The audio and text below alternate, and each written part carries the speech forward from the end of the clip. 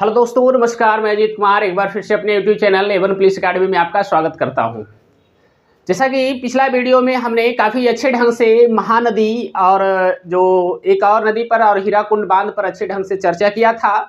तो आज हम नदी से संबंधित आज बहुत इंपॉर्टेंट नदी का टॉपिक लेकर के आए। उस टॉपिक का नाम है गोदावरी नदी। आप जानते हैं दक्षिण भारत में सबसे प्रसिद्ध नदी मानी जाती है किसको? गोदावरी को।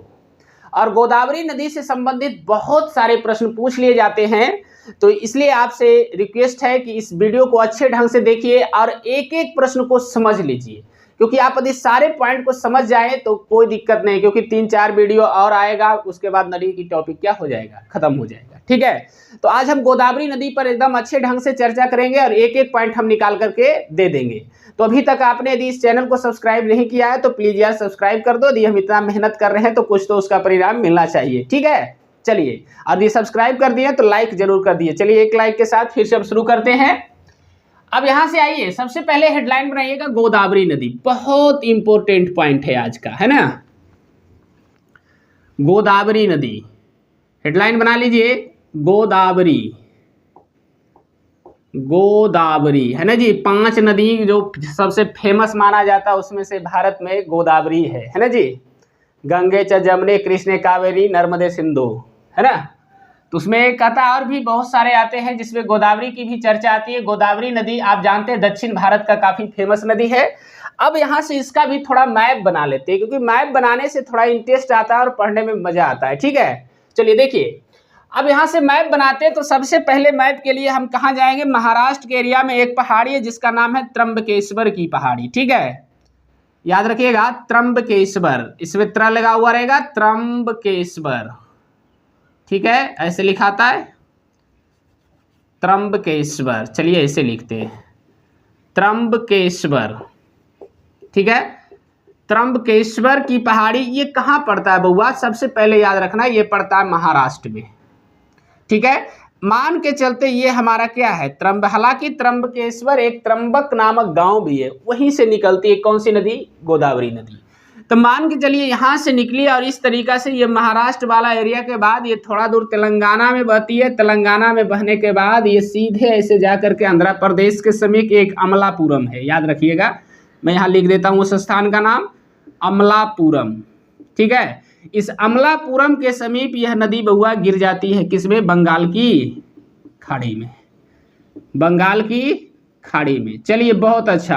अब यहाँ से पॉइंट हम निकालना शुरू करेंगे। तो यही हमारा मुख्य रूप से मान के चलते ये हमारा क्या है, थोड़ी सी और, हालांकि मैप में देखिएगा तो ये झुका हुआ रहेगा, हम सीधा थोड़ा बना दिए।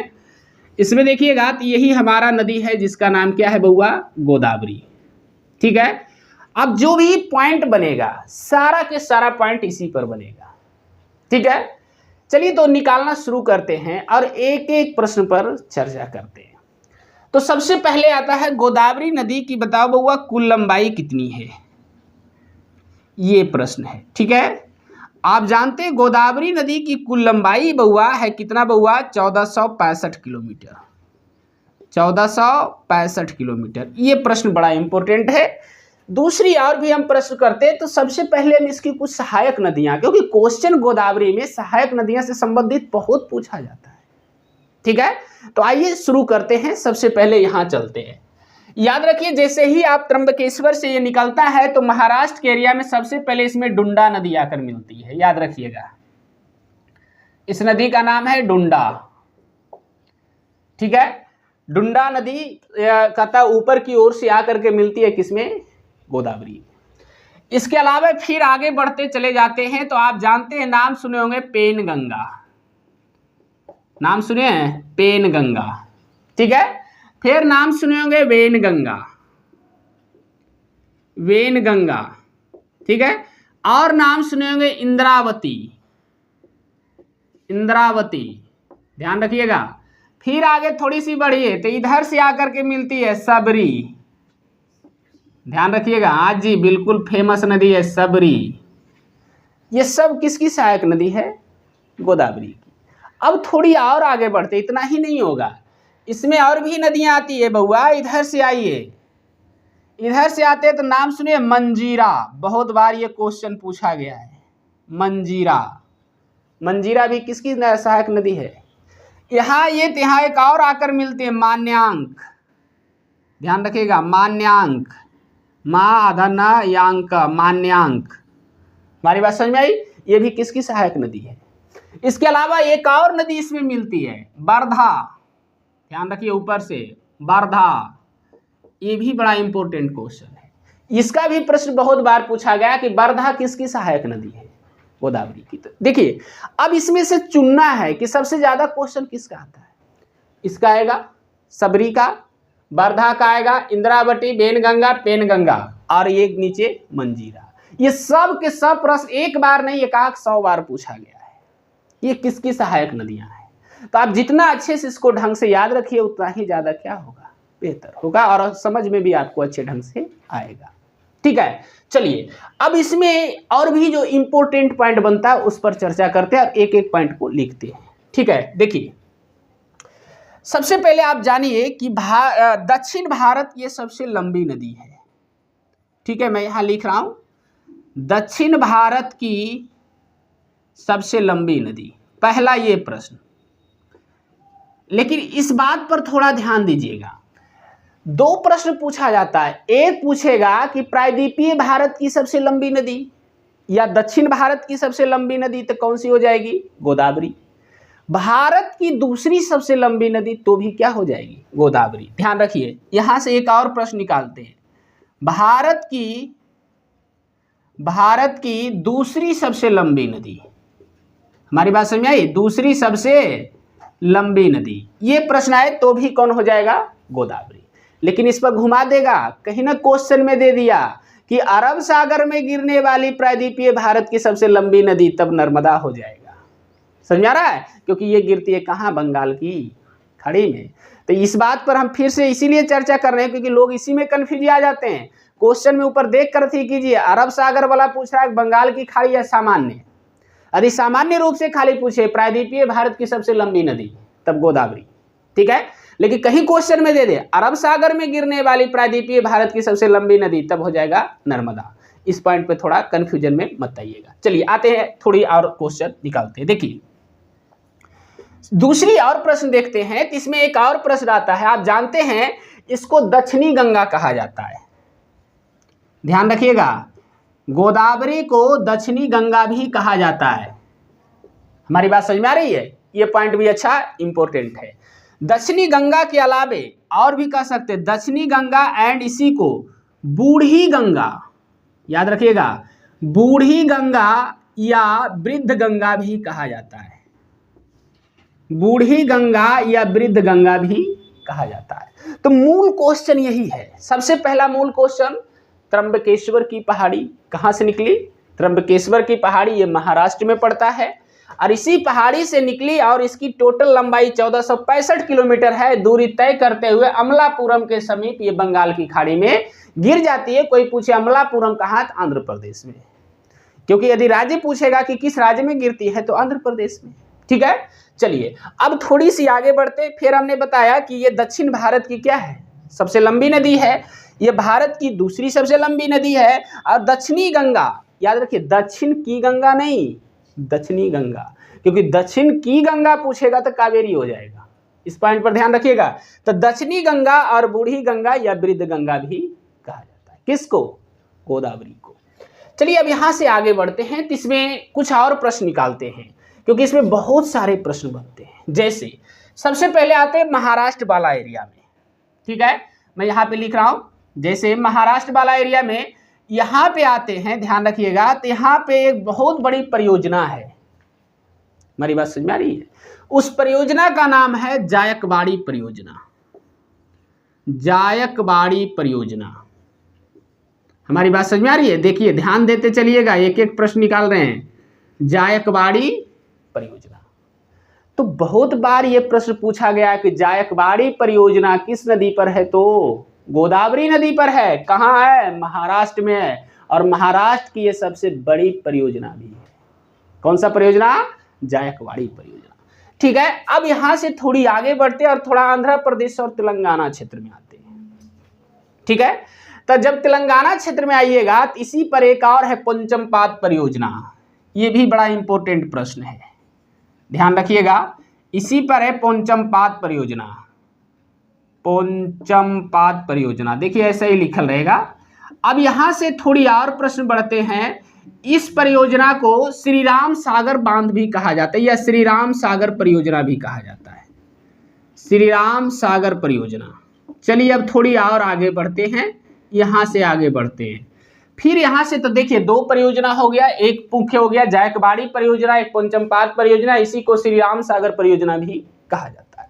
फिर और थोड़ी देखते हैं, और परियोजना है तो बिल्कुल है बउआ। इसमें से एक और आता पोलावरम परियोजना। ये भी यदि प्रश्न में आपसे पूछ दे तो इसका भी आंसर बिल्कुल गोदावरी सही है, पोलावरम परियोजना।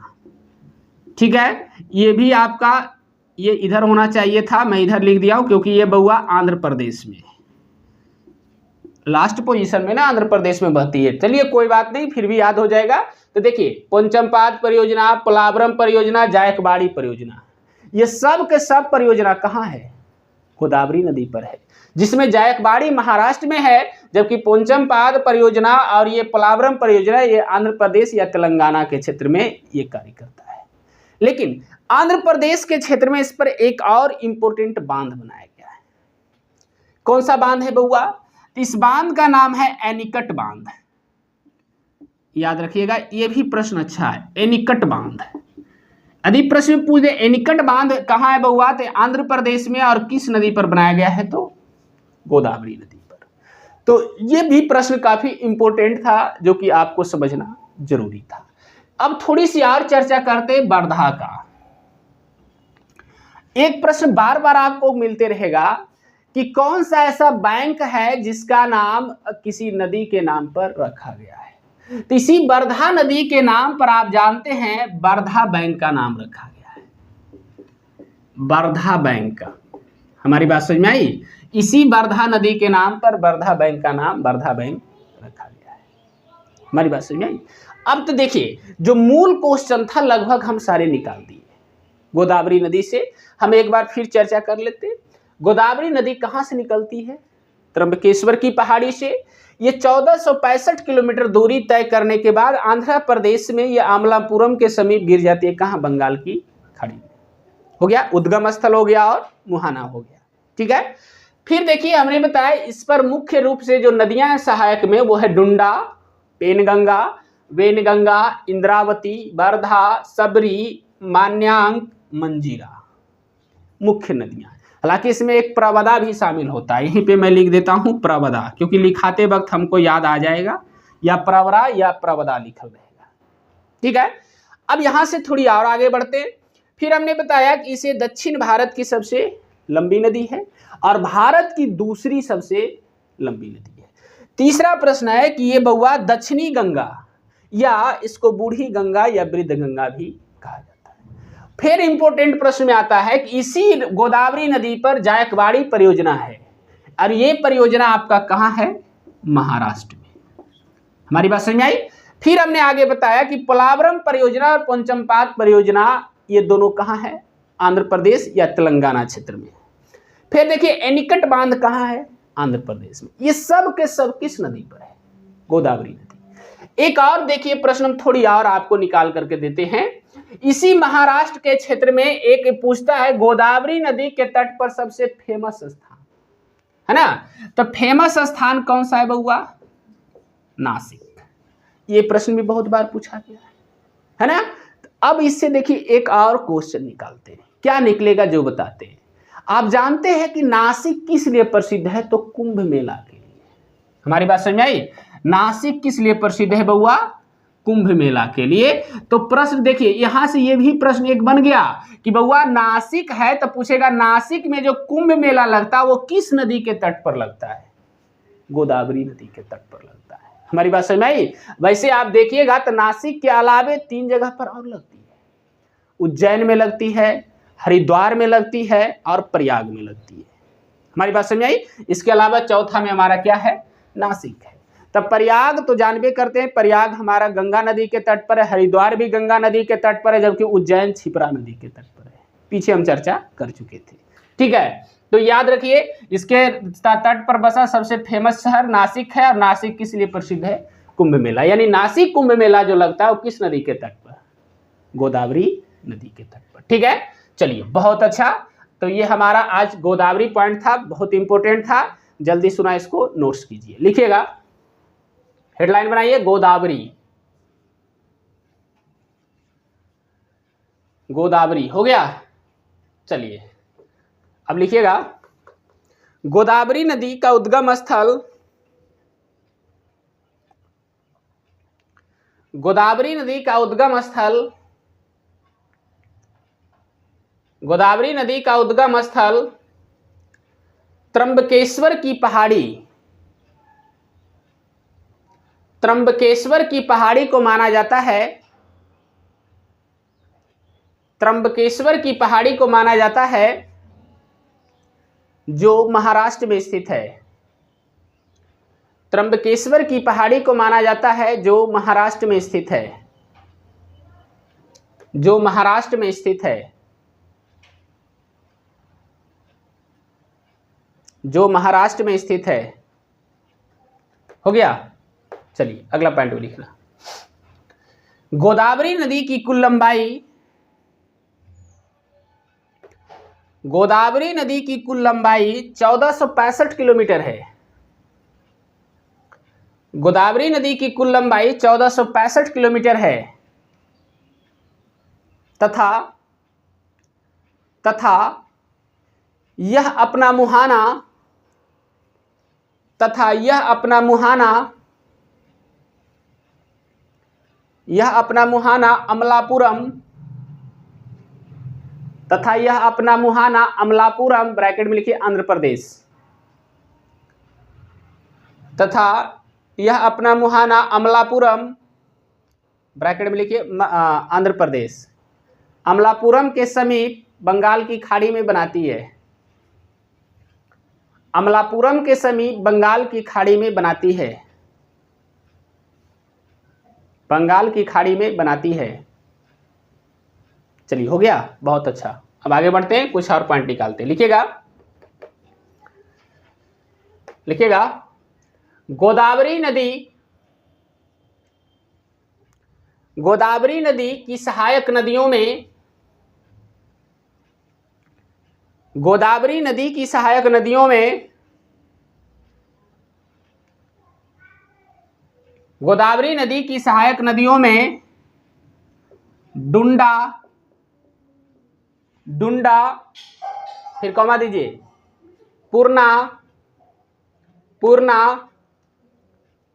फिर कॉमा दीजिए, लिखिए पेनगंगा, पेनगंगा, फिर कॉमा दीजिए, लिखिए बेनगंगा, पेनगंगा, बेनगंगा, फिर कॉमा दीजिए इंद्रावती, इंद्रावती, वर्धा, वर्धा तथा सबरी, वर्धा तथा सबरी। इसमें बाईं ओर से मिलने वाली नदियां हैं, बाईं ओर से मिलने वाली नदियां हैं। इसमें बाईं ओर से मिलने वाली नदियां हैं, ध्यान रखिए। कई हो गया, डुंडा, पूर्णा, पेनगंगा, बेनगंगा, इंद्रावती, वर्धा एंड सबरी। ठीक है, एजी पर एक नोट बनाकर लिखिएगा, नोट में इसको लिख लीजिए। लिखिएगा, इसी वर्धा नदी के नाम पर, इसी वर्धा नदी के नाम पर वर्धा बैंक की स्थापना किया गया है। इसी वर्धा नदी के नाम पर वर्धा बैंक की स्थापना किया गया है।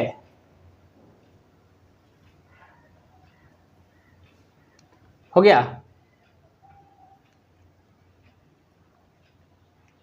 अब अगला पॉइंट में लिखिएगा, दाहिने तट से मिलने वाली, दाहिने तट से मिलने वाली गोदावरी की सहायक नदियों में, दाहिने तट से मिलने वाली गोदावरी की सहायक नदियों में मंजीरा, मंजीरा, प्रवदा, प्रवदा प्रवदा प्रवदा तथा मान्यांक प्रमुख है। मंजीरा, प्रवदा तथा मान्यांक प्रमुख है। मान्यांक प्रमुख है। चलिए हो गया, बहुत अच्छा। अब यहां लिखिएगा, देखिएगा गोदावरी नदी, गोदावरी नदी दक्षिण भारत, गोदावरी नदी दक्षिण भारत अथवा प्रायद्वीपीय भारत, दक्षिण भारत अथवा प्रायद्वीपीय भारत, प्रायद्वीपीय भारत की सबसे बड़ी नदी है। प्रायद्वीपीय भारत की सबसे बड़ी नदी है।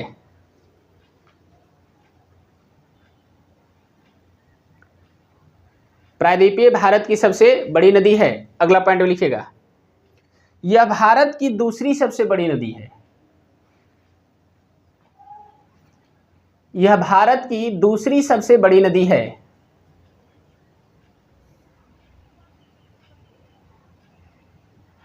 हो गया। अगला पॉइंट में लिखिएगा, लिखिएगा गोदावरी नदी को, गोदावरी नदी को दक्षिणी गंगा,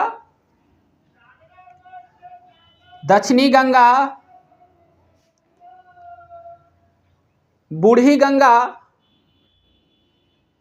दक्षिणी गंगा, बूढ़ी गंगा या वृद्ध गंगा भी कहा जाता है। दक्षिणी गंगा, बूढ़ी गंगा या वृद्ध गंगा भी कहा जाता है, या वृद्ध गंगा भी कहा जाता है। हो गया। चलिए अगला पॉइंट लिखिए, लिखिएगा, ये सारा पॉइंट हो गया, ये रह गया। हाँ लिखिएगा, देखिए गोदावरी नदी पर, गोदावरी नदी पर महाराष्ट्र क्षेत्र में, गोदावरी नदी पर महाराष्ट्र क्षेत्र में, गोदावरी नदी पर महाराष्ट्र क्षेत्र में जायकवाड़ी परियोजना का निर्माण किया गया है। महाराष्ट्र क्षेत्र में जायकवाड़ी परियोजना का निर्माण किया गया है। जायकवाड़ी परियोजना का निर्माण किया गया है। जायकवाड़ी परियोजना का निर्माण किया गया है। हो गया। चलिए अगला पॉइंट में लिखिएगा, जायकवाड़ी परियोजना, जायकवाड़ी परियोजना महाराष्ट्र की सबसे बड़ी सिंचाई परियोजना है। जायकवाड़ी परियोजना महाराष्ट्र की सबसे बड़ी सिंचाई परियोजना है। महाराष्ट्र की सबसे बड़ी सिंचाई परियोजना है। हो गया। महाराष्ट्र की सबसे बड़ी सिंचाई परियोजना है। अगला पॉइंट लिखिएगा, इसी गोदावरी नदी पर, इसी गोदावरी नदी पर पोलावरम, पोलावरम, पोलावरम परियोजना, इसी गोदावरी नदी पर पोलावरम परियोजना, फिर कॉमा दीजिए, पोंचमपाद परियोजना, पोंचमपाद परियोजना का निर्माण, पोंचमपाद परियोजना का निर्माण आंध्र प्रदेश क्षेत्र में किया गया है। पोंचमपाद परियोजना का निर्माण आंध्र प्रदेश क्षेत्र में किया गया है। हो गया। नीचे नोट बनाइएगा, एगो आंध्र प्रदेश क्षेत्र में किया गया है। नोट में लिखिएगा, वर्तमान में पोंचमपाद परियोजना, वर्तमान में पोंचमपाद परियोजना मुख्य रूप से तेलंगाना क्षेत्र में है। वर्तमान में पोचमपाद परियोजना मुख्य रूप से तेलंगाना क्षेत्र में है, जिसे श्री राम सागर परियोजना भी कहा जाता है, जिसे श्री राम सागर परियोजना भी कहा जाता है। हो गया, जिसे श्री राम सागर परियोजना भी कहा जाता है।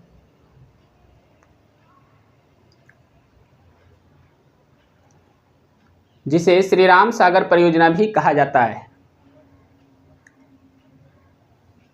चलिए, हो गया, बहुत अच्छा। अगला पॉइंट में लिखिएगा, इसी गोदावरी नदी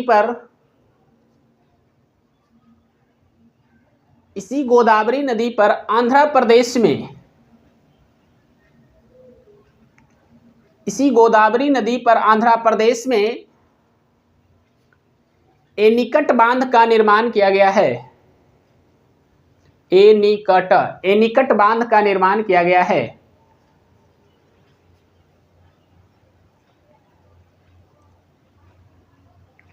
हो गया, एनीकट बांध का निर्माण किया गया है। चलिए, ये सारा पॉइंट लिखा गया, ये रह गया है नासिक वाला। लिखिएगा गोदावरी नदी के तट पर सबसे प्रसिद्ध शहर, गोदावरी नदी के तट पर सबसे प्रसिद्ध शहर नासिक है। गोदावरी नदी के तट पर सबसे प्रसिद्ध शहर नासिक है, जो कुंभ मेले के लिए प्रसिद्ध है। जो कुंभ मेले के लिए प्रसिद्ध है।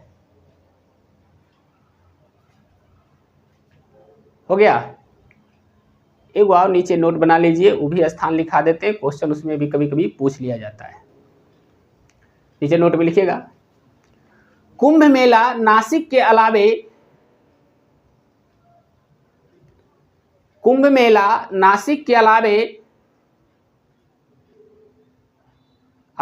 प्रयागराज,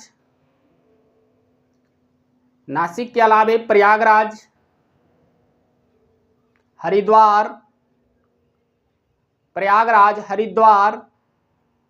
तथा उज्जैन में भी लगता है।